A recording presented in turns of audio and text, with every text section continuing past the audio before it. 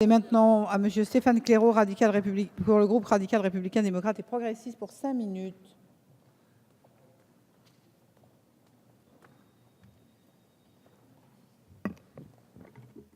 Madame la présidente, madame la ministre, mes chers collègues, après plusieurs années d'attente et plusieurs années d'examen parlementaire, nous nous apprêtons à mettre un point final à l'écriture du projet de loi pour la reconquête de la biodiversité, de la nature et des paysages.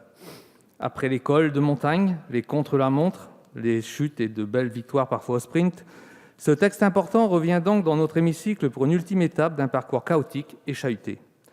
Depuis son premier examen en juin 2014, il y a plus de 2 ans, nous en sommes aujourd'hui à la 11e version du texte. Au nom des députés du groupe radical, républicain, démocrate et progressiste, je veux saluer encore une fois l'engagement et la détermination des acteurs impliqués dans l'examen de ce projet de loi. Je pense notamment aux associations, mais également ici, dans notre hémicycle, aux députés sincèrement intéressés, voire parfois passionnés par ces sujets, quels que soient les bancs sur lesquels ils siègent. Cela n'a pas toujours été facile, mais après des milliers d'amendements débattus et les allers-retours féconds entre l'Assemblée nationale et le Sénat, nous avons abouti à des compromis équilibrés qui nous paraissent acceptables. C'est un travail de fond qui a été effectué, et je ne doute pas que la biodiversité sera mieux protégée après la promulgation de la loi, tout en prenant en compte aussi les attentes légitimes des acteurs au quotidien de la biodiversité, comme les paysans et les chasseurs.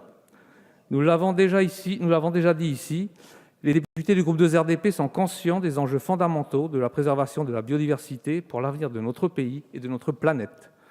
Mais sur ce sujet, comme sur beaucoup d'autres, nous pensons qu'une seule boussole doit nous guider, une boussole scientifique. Au-delà des clivages partisans, nous pouvons nous rassembler sur des points de consensus. Car au sens propre comme au figuré, l'enjeu de la préservation de la biodiversité est vital et sa dégradation continue est préoccupante.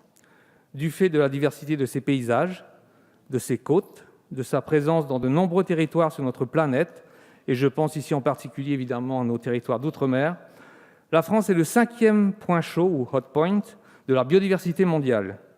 Nous avons incontestablement une responsabilité particulière face aux défis des relations entre les écosystèmes et les êtres humains. La principale problématique consiste à trouver les bonnes réponses pour concilier ensemble développement économique, respect des écosystèmes et soutien de tous les acteurs de la biodiversité.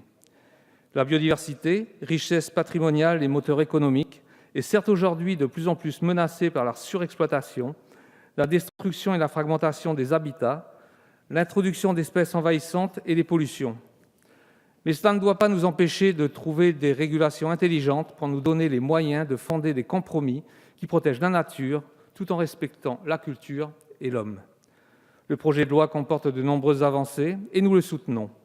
Durant les navettes, nous avons trouvé des points de compromis équilibrés et des dizaines d'articles ont été adoptés conformes. Il reste cependant des points de divergence importants sur le principe de non-régression, les réserves naturelles, la définition du préjudice écologique, de la préservation de nos beaux chemins ruraux au zonage prioritaire pour la biodiversité. Et puis, il y a le sujet à la fois complexe, médiatique et polémique sur les modalités de l'interdiction des néonicotinoïdes. J'en ai un deuxième à venir. Notre groupe soutient majoritairement un compromis sur une interdiction progressive avec une mission pérenne de vigilance donnée à l'ANSES. Cette interdiction ne peut pas raisonnablement s'appliquer partout et immédiatement sans concertation ni expertise scientifique préalable. Nous sommes tous d'accord pour dire que nous devons interdire à terme les néonicotinoïdes, mais progressivement et avec la disponibilité de produits de substitution, y compris si ces produits sont plus chers. Il serait irresponsable d'ordonner à un agriculteur de rester passif devant la dévastation de ses cultures sans proposer aucune solution.